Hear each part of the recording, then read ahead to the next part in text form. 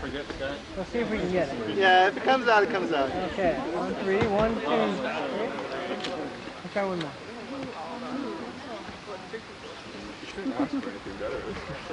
Okay, right here, good, hold it. Okay. All right, thanks, Mark. See. Yeah, it's kind of funny. Like, I just looked down and I see him. Hello, my name is Bruce Stewart, and Scott has graciously asked me to act as the MC for the activities here tonight. We're from the Westford area. We've been friends with Scott since he was a mere baby, as opposed to a grown man like he is now. I'm going to, at various times this evening, ask that you stop whatever you're doing and try to join us in one kind of activity or another. Right now, we'd like to say grace before we have our meal, and then after the meal, we'd like to go by table number to the buffet. And please wait and see that there's only 3 or 4 people before you get up from the next table to follow the one before you. So Charles Switzer has agreed to say grace for us this evening. Ready to come up there? Go ahead. Good idea. Yeah, go ahead. Here you go, microphone. Bless us, O Lord, in these thy gifts, which we have received from thy bounty, through Christ our Lord. Amen. Amen. All right. First table, have at it. Go for it. There once was a boy from the West who went to Maine to meet a girl, the best. He sought her attention with modest invention, but took 8 years for the rest.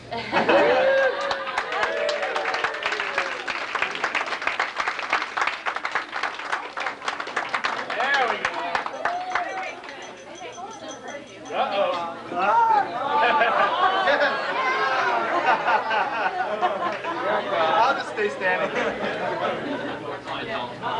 There once was a man named Scott.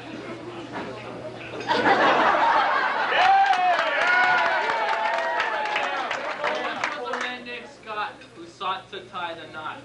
The girl he wed had a head full of red, and the bad points of Scotch you forgot.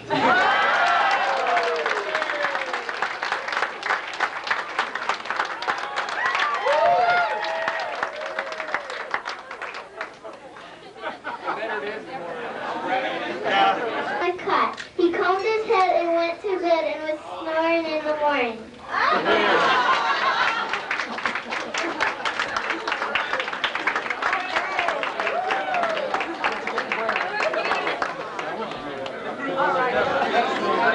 Yeah, I'm working.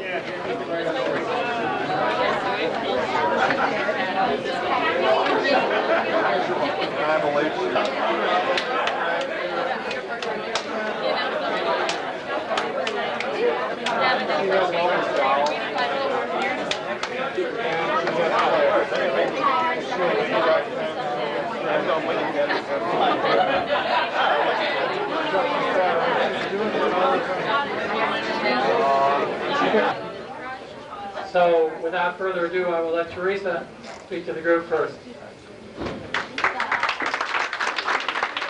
Hey, Teresa.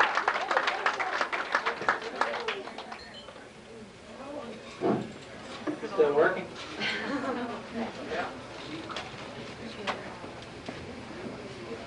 All set? Okay, well, first of all, I'd just like to thank everyone for coming here today and say welcome. It's so nice to see everyone together, all our friends and closest family. It's nice to have everyone together and to see everyone. So welcome to you all. I'd also like to take this time to say thank you to my mom and dad. You've done so much for me in the last little while, and especially in the last 2 weeks. You've been so busy, and I really appreciate it. I think that often people take for granted things until they have the opportunity to step back and kind of look at things from a distance. And I think that now, being at school and being away for a little while, I can recognize and see that I have 2 of the most caring and loving and giving parents than anyone could ever have. So thank you so much.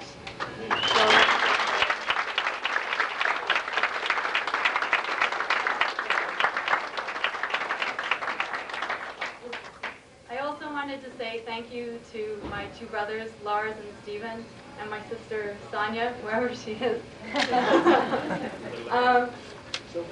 They've done an awful lot as well to help out in the last couple days. And I know that sometimes I can be a trying big sister to have, but they've really been comforting and have really done a lot in the past, so thank you to them as well.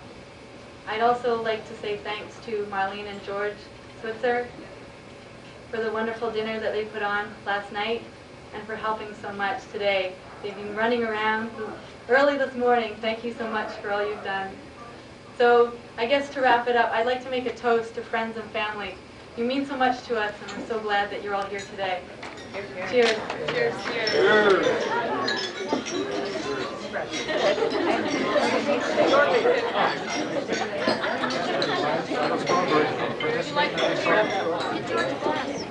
All right, our next speaker comes to us from quite a distance, and I'd like to all help me welcome Teresa's uncle from Finland, Håkan Grenvik.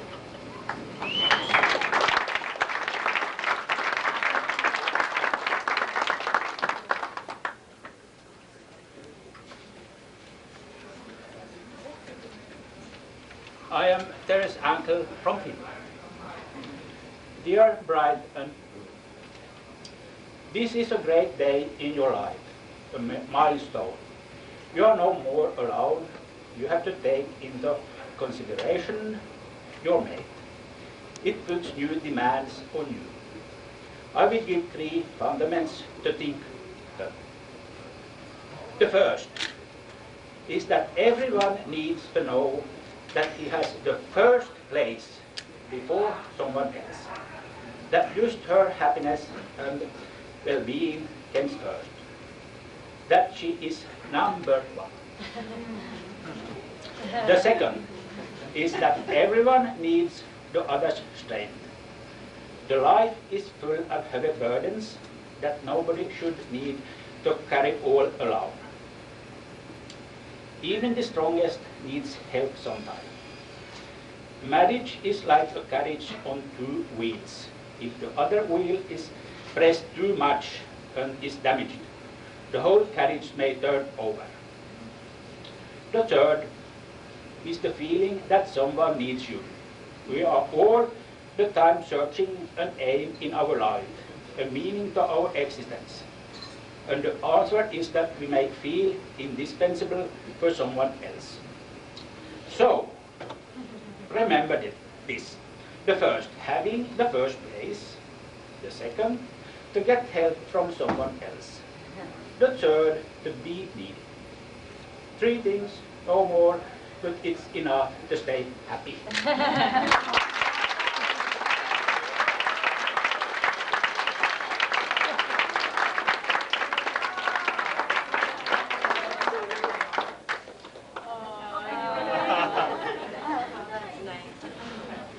And of course, every wedding has a best man, and here is Scott's best man, Nick.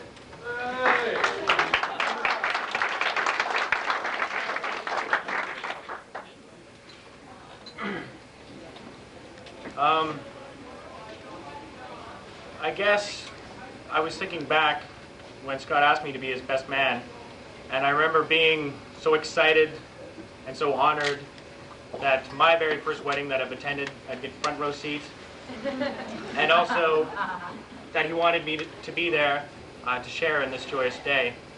And then I started to realize, as everyone surrendered their own idea of what a best man should be responsible for, a wave of panic hit in, that I was responsible for wings. That was Thursday night. For rings and speeches and toasts. And perfectly honest, I started to panic. The speech, you don't want to offend anybody. You know how traditional should it be.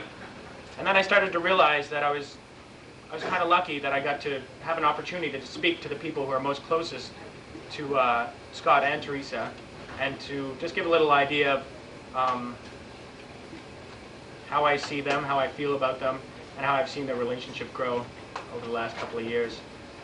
I remember the first day I met Scott, He'd come up from University of New Hampshire with his family. I had moved into a fraternity house as a tenant, which I wanted nothing to do with. I'm now a brother of 5 years. So I was pretty nervous. His family were great. Everybody's bustling around. We're moving in. We hit it off right from the start. Except for that first night, we had about a 6-hour conversation / argument discussion over if the States and Canada were really one country.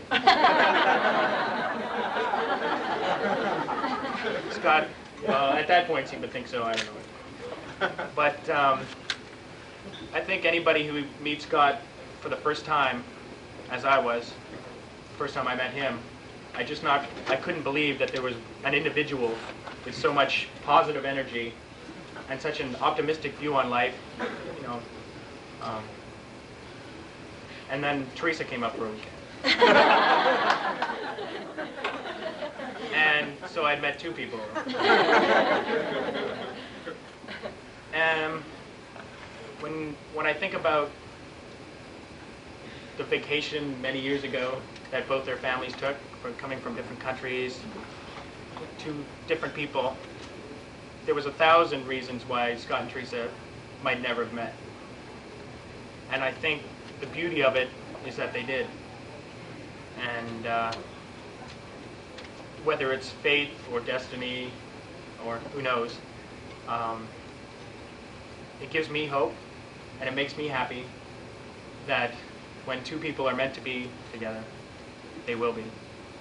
I remember Scott, you know, they'd grab whatever weekend they could. Scott would drive for like 10 hours to get to Peterborough, come back. A very diligent student, the only thing he'd blow classes off for was to leave a little earlier and spend some more time with Teresa. And I just feel that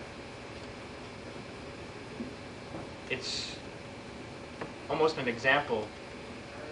If 2 people are meant to be together, where there's a will, where there's a way, maybe there's a higher being or fate or destiny, like I said, in true love never fails. And I would like to offer a toast to a lifetime of prosperity, of health, to happiness. Scott and Teresa.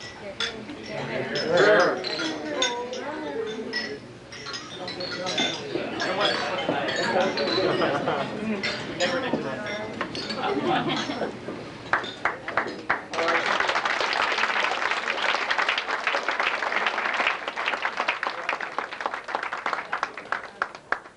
We'd also like to welcome Teresa's maid of honor. So could Karen Austin come up and say a few words for us? Karen wouldn't know.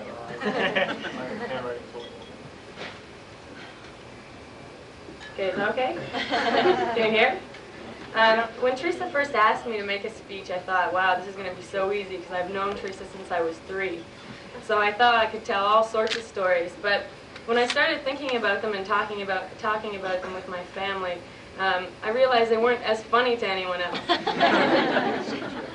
We would laugh about them for hours, but for example, only Shelley Hunter and Teresa and a few others would truly understand how much fun we had making up songs and chants to sing to our friend Dee Dee, who lived across the street from Teresa. Or only Stephen could truly understand how evil Teresa and I could be together. And we would tie him up with skipping ropes and lock him in the cold room. And only Solveig and Ian could understand how silly we can be when we're together. Since we used to turn on Swedish polka music and the Beatles albums and dance and laugh for hours. So instead of these stories, I'd like to talk about the friendship that Teresa and I have shared for 21 years. For all this time we've been friends and we never run out of things to laugh about or talk about. I cherish all the time that we've spent together over the years, and I'll especially cherish it in the next few years when Teresa's in Boston.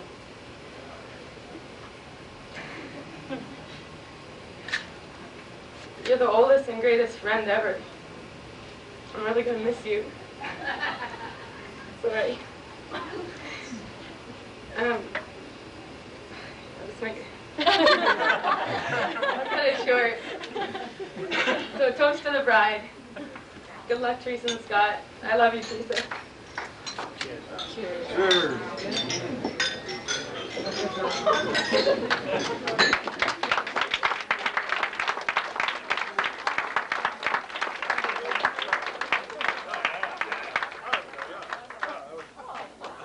get more emotional as we go along. I'd like to ask Marlene, Scott's mother, to come up and say a few words. This is almost sure to be emotional. We get some Kleenex over there.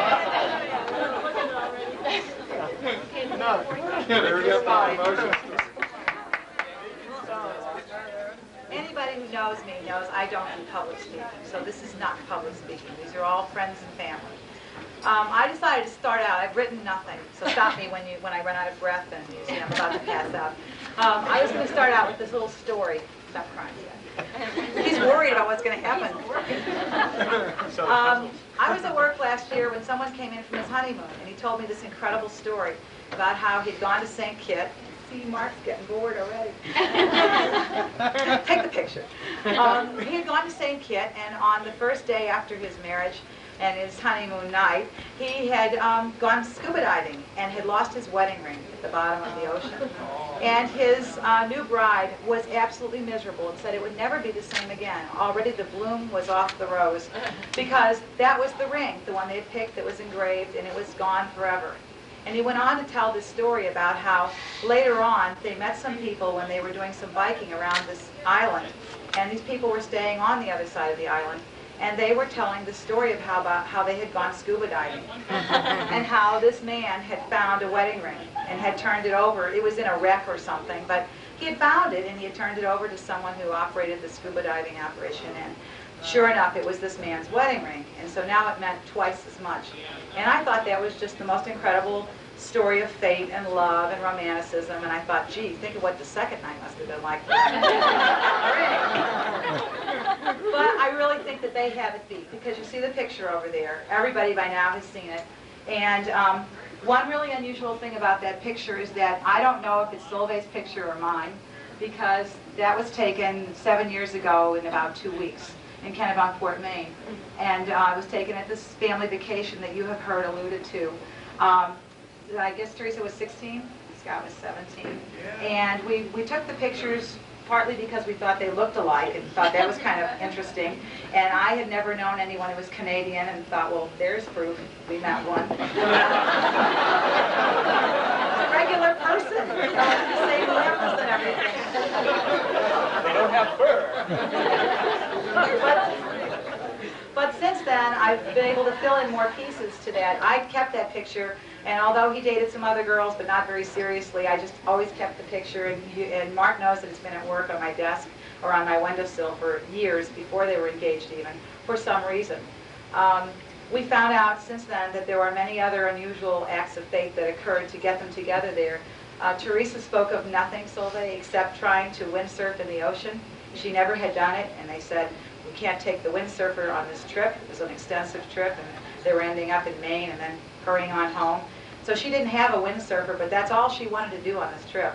And Scott was old enough that he really didn't want to be seen with his family anymore. Katie was 2 and a half, and Michael was really a bother. And so he thought, if I come along, I'll just end up babysitting, I know. So the only way we got him to come was to say, you can drive yourself on your own time and slap the windsurfer on top of the old Toyota, and if it makes the trip, you can take it in the ocean. He had never been windsurfing in the ocean either. And he proceeded to do that. The water was about 47 degrees. I don't know what centigrade is, but it was really cold, enough to freeze your toes. And he was wearing a wetsuit. And I was standing in the same area where that picture was taken at the time, and Teresa walked up and had heard that I knew the person in the water, and started talking about how she wanted to windsurf so badly. And I said, well, he's my son, he's very nice, he's not very good yet, why don't you go down and learn together? And I turned around and did something else, and when I turned back, she had the top of the wetsuit on and he had the bottom of it on. And they were both trying to get the sail up. And I don't know if they ever succeeded in sailing, but I know that in the future they will be able to sail through anything, because this has been an incredible courtship. Just the most amazing love story I could ever imagine, and it happened right under our roof, 50% anyway. So I'm really happy that everyone can be here to share this with us, and I have lived this over and over again, every year until it could happen. So good luck to you, and toast to the future.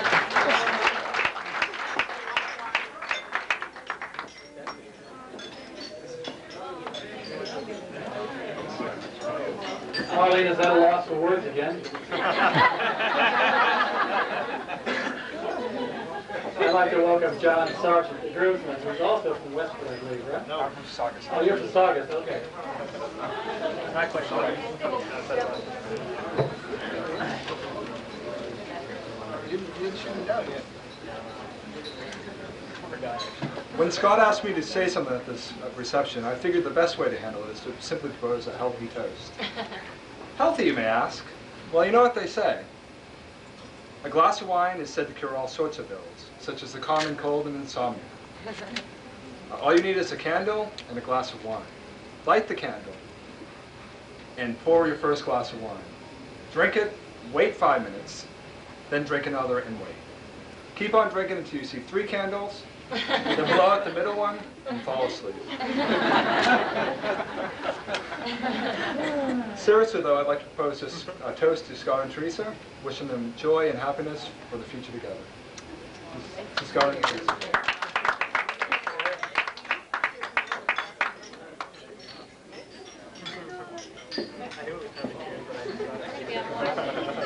And we'd also like to welcome Ada Bauer, bridesmaid.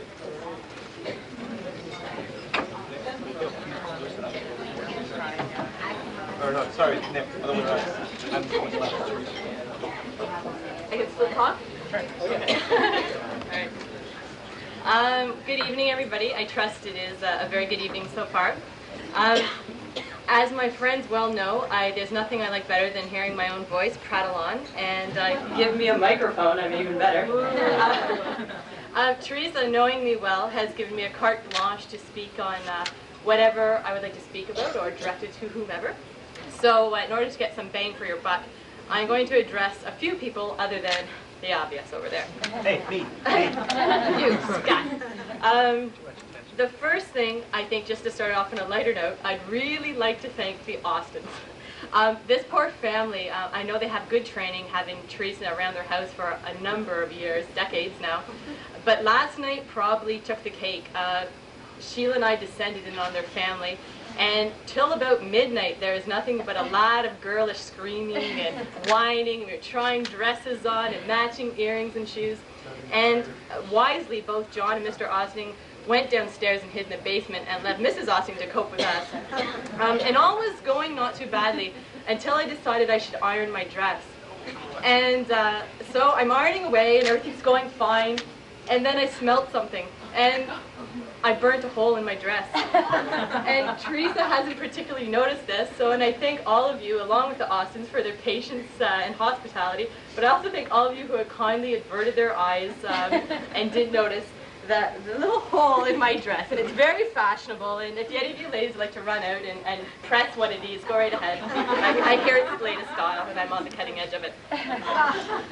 The second point I'd like to bring up is that today, I think, with a bride and a groom, all your energy and attention is focused on these two people. But I think a very important part of today is also should be focused on Mr. and Mrs. Doyle and Mr. and Mrs. Switzer.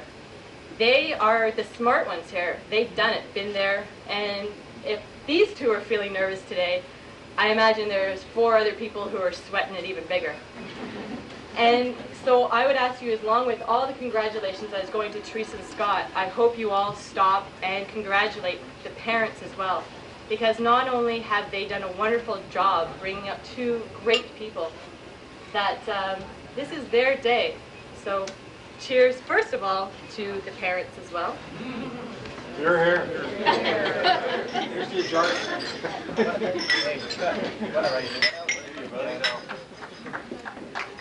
Just a sec, I have more to say. I told you, I like to talk. Then to Teresa and Scott.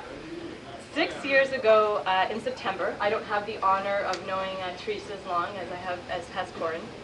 I laid eyes on Teresa for the first time, and basically she was a pile of red hair, a lot of volume, and knee-deep in boys. And I took a look at her, and I thought, I'm no fool, this is the girl for me. I can hang out with her. That girl, that bright-eyed, bushy-head individual, is no longer my friend. Rather, there is a woman who is beautiful, as we can all see today. She is caring and compassionate. And in that space of the 6 years that I've known her, she has grown tremendously. She is one of my very dearest friends. And Scott is the most fortunate person. Scott, for the other half of it, for a long time, Scott was nothing but the boy who lived way too far away. And I kind of heard a lot about his name. Scott this, Scott that. Who is this Scott? Where was he going to ever show up? And he made periodic trips to Trent at first year, second year, third year. That's perseverance. And I think if anybody deserves a medal for determination, and as the boys have said, that love will find a way, there is someone, it should be going to Scott, because no matter how long the trip was, no matter what the transportation was, and I've seen a couple of Scott's cars, that somehow he always wound up in beautiful Peter Patch, Ontario, and determined to woo my little red-headed friend. So, in saying that, I can tell you truly that I am here today with a calm and happy heart, because I know that as Teresa has learned to reach out, there will always be a person there who will never fail to take her hand. And as Scott, I'm sure, I unfortunately don't know you in the sense to know if you are able to reach out, but I know the person that Teresa is, she will always be there to take your hand. So to the both of you, and to the wisdom you have today. Here, here.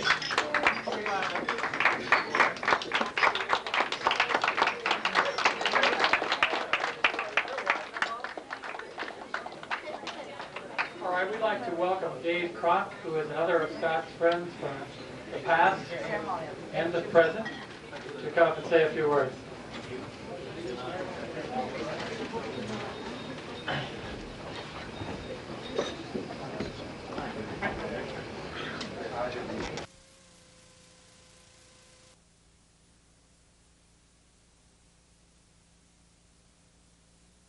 All and Scott and Teresa and their wedding party. It has been since 6th grade for Scott and I that we have known one another, and it has been a time that we shall never forget. It has been a couple of years that I have known Teresa, and I have never known two people who have been so in love. When I, myself, find someone so great, I hope that I, myself, am so in love. And when the time for myself shall come, I hope. I hear you. I am so lucky indeed. For this poem itself shall not run. And I guess it is with purpose so. For you too are so unique. And in my life so dear. And I will remember this day. And we both forever so. And I hope this, for you all here, will an impression make that this is a marriage that we should, with great cherish, take, with great, great honor take. Thank you.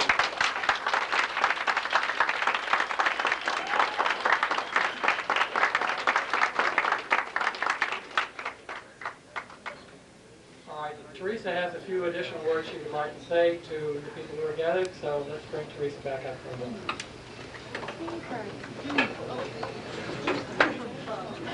Too much stress.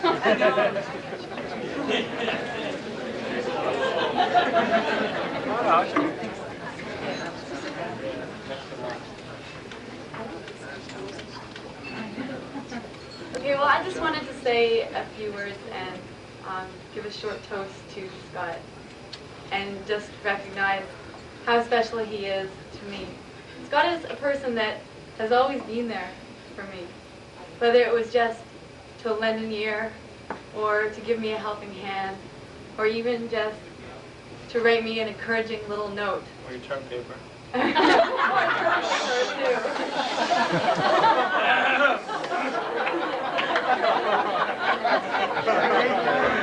was just going to mention I tend to make things in my life very dramatic.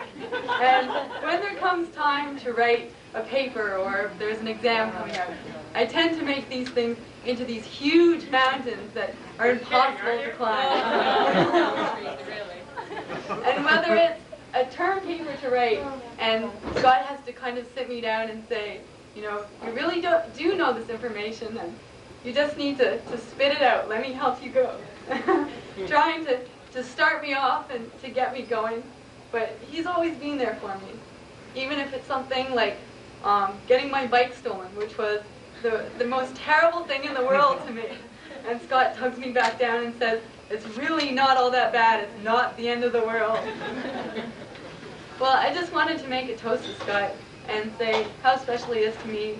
And he's always been there for me. I hope that I can be there for him always. Just to you, Scott.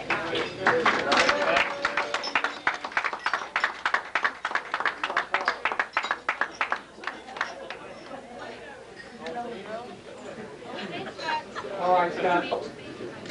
Speaking as a person who's been married for more than 25 years, this is probably your last opportunity to get in the last word.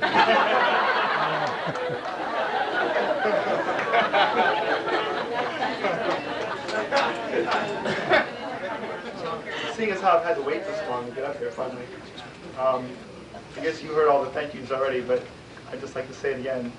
Thanks to my parents for 24 years of putting up with me when I scream at them for saying nothing, and even though I'm difficult sometimes, thank you. And you see, Mom, some people do think that I'm an optimist.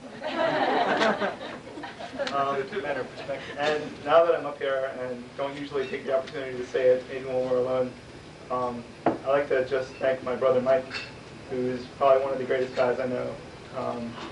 And if I could have been anything as cool as Mike when I was his age, Teresa would have been down in the States much earlier than she is. Mike, you're a great guy and you're going to go far. And if I put you down, it's just because I love you. So, I'd also like to thank Katie, because if I didn't, she would be crushed. Katie's the most beautiful little sister any person could ever hope for. Ever. Ever. So, even though I get nasty at you and you get nasty at me, just because we're brother and sister, doesn't mean I don't love you. I love you, Kate. And now that that's out of the way, thanks to all you guys, all my friends who trucked all the way up from Massachusetts or from far, far away, everywhere else. Keith just came in from Europe, just for today. But thank you for everyone for coming out here. It's so great to see everyone here. And it really feels good to know that there are people who care and who just want to come up and watch me speak. Me. I'd like to take the time just to thank Teresa for the last 6 years. I think that since I met you, somewhere in the back of my mind, I knew that this is what I wanted. I don't think that I even really understand what happened in Maine. I think that we were together for 3 days, and ever since those 3 days, I never looked at another girl the same way. I always compared them to you, and no one stood up. The past, I don't know, 3 or 4 years, however I've been coming up to Trent, we've had our own little toast, and it meant different things to different people at different times, and sometimes it was more serious than others, but it was a one-word toast, and I think that it's particularly appropriate. The toast throughout while we were dating was always someday, And I guess today is finally someday. I love you.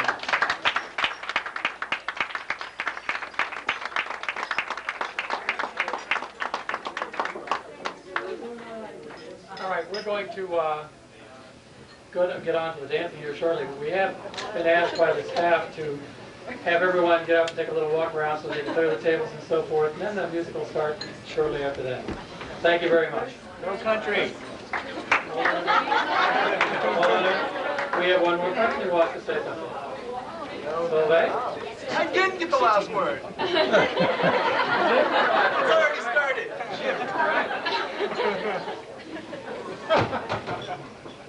Am I supposed to turn this like Right, this? talk to them. I did not intend to make a speech here tonight because my husband was going to, but he had to go home with his mother because she became ill. So I don't really know what to say, so if somebody wants to ask some questions, they can. But I don't know if I'm going to answer them. Excuse me, Mrs. No, just a minute. I'm going to say a few words first. I want to thank everybody for coming to this occasion, and I'm so happy that so many people have been able to come such long distances from nearly all over the world. That makes me very happy. And I also want to thank the Switzers for joining us with our family, and we're very, very happy to have a new family, and especially to have Scott part of our family. He's very dear to us. He's a very helpful guy. I always enjoy it very much when he comes visiting. I can ask him to do any chores in the kitchen. He brings the compost out. When I ask my children to go to the compost pile, they don't go, but Scott goes. So he's always a great help. And I must admit, what Teresa said, that she's very dramatic. I will miss her when she goes because life is going to be very quiet when she leaves. And Scott's life is going to be very eventful. I hope that he can handle it. He just has to send her home periodically when he gets fed up with it. I might have some energy left. And I'm sure Sonia will be happy also not to be teased sometimes. And the same with the boys. We are going to miss Teresa very much. Very, very much. I hope you make lots of visits back. And Marlene was already telling us about how they met. And the same way, I also made that picture the first time I saw them together because I thought that they looked very much alike. They have not changed much. So any questions?